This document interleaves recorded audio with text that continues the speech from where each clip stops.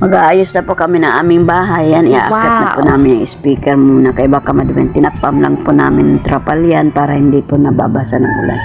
Ayan po, ayusin ko lang po yung trapal kaya sayang din po yan. Ang lapad-lapad po niyang binigay lang po yan sa akin. Ayan, tingnan niyo po.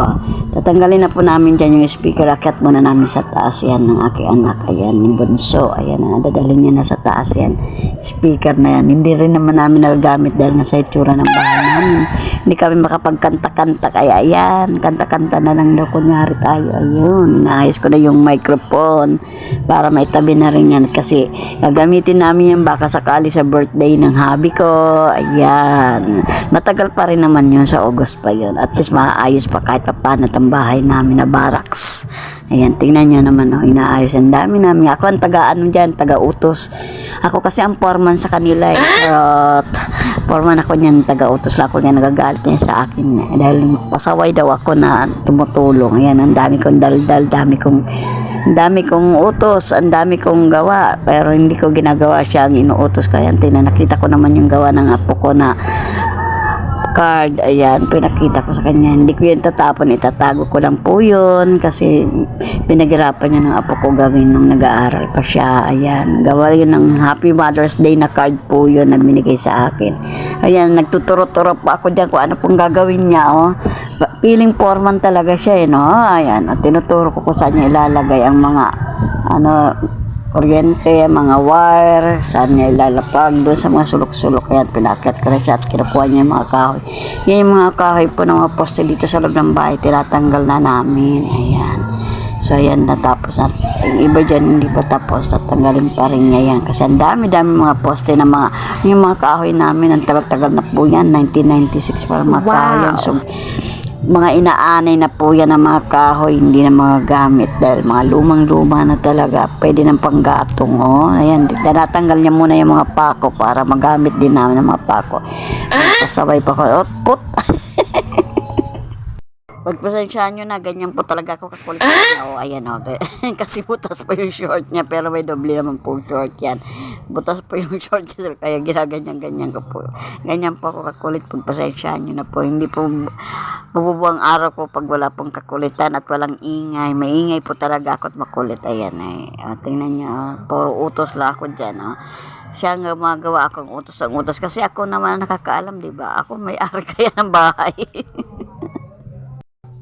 Ayan, sa dami ng utos ko, nalilito na yung daking hobby ko. Anong po nang gagawin niya sa mga gawain niya. Ayan, tatanggalin ko na po yung kortina na yan kasi wala na po nang gamit yan dahil hindi na po namin muna nalalagyan ng kortina hanggang hindi pa po maayos ang bahay. Ayan, yan mga kahoy na po yan na nasa uluhan ko po, tatanggalin din po yan kasi yan po yung mga dating poste ng bahay namin.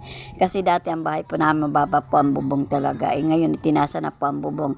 Wala pa po kaming budget kaya medyo ayos-ayusin lang po muna ng temporary, yung maganda-ganda lang po tingnan. Ayan, tumutulong na po ako ibaba yung mga kahoy po.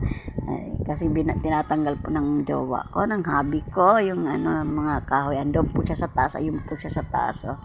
Inuunti-unti niya pong tanggalin na po yan. Yung ibang kahoy nga po, pamimigay namin yung panggatong po dito kasi meron din po sa amin dito, banda na nagagatong po ng kahoy. Ayan. So, ibamimigay namin po yan para po matanggal ang mga kalat. Ayan po yung kortina po na tinanggal ko. Tinutupi-tupi ko po yan. Kahit lalabang ko na po yan para maitabi lang po muna namin. Hanggang dito. Ayan, picture muna tayo. Nag-picture frame pa sa pintuan. Yan, kulit talaga, no? At charot, ayan.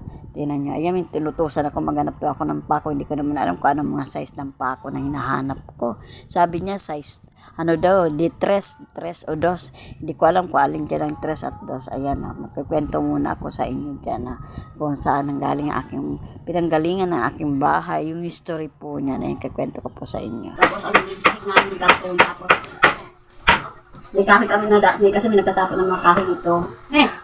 Ito dati. Ang dadampot kami, ako nang tapos napapit-ampit yan. Nagawa ko sa iyo.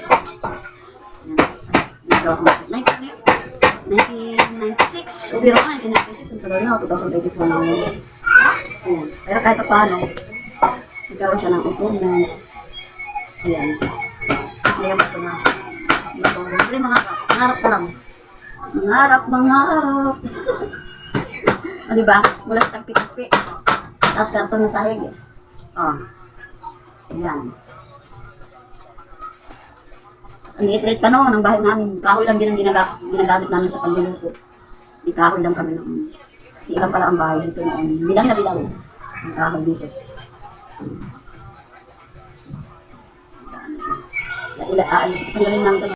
So ayan na po, kahit pa paano po napataas na namin po yung bubong namin, na semento na rin po kasi nakikigamit lang po kami dati ng pader sa pader kasi nasa gitna po kami ng matataas na bahay. Pare-parehas po mataas ang mga bahay na nasa gilid namin. Kami lang po ang mababang bahay kaya nakigamit po muna kami. Ngayon po kami na nagkusa maglagay ng sarili naming hollow blocks sa gilid-gilid. Kasi nakakahiya naman po, diba? Nakaka-istorbo tayo pag gusto natin magpukpok, hindi natin magawa magpukpok dahil nga po hindi natin sariling dingding, hindi natin sariling hollow blocks ang ating pukpukan. Kaya yan po. So naisipan namin gawan po yan. Ngayon lang po medyo nagkaroon lang po ng budget konti para lang magawa itong bahay na to.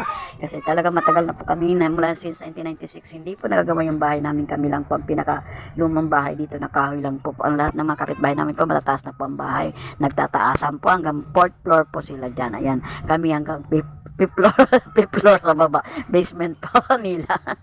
Ayan. So ngayon naisipan nga po namin itaas po ng mga anak ko dahil yung mga anak ko medyo nakatrabaho na po kaya ayan po sila po nagpapataas po yan ng bahay namin. Hindi po kami ng asawa ko dahil wala po kaming budget dyan.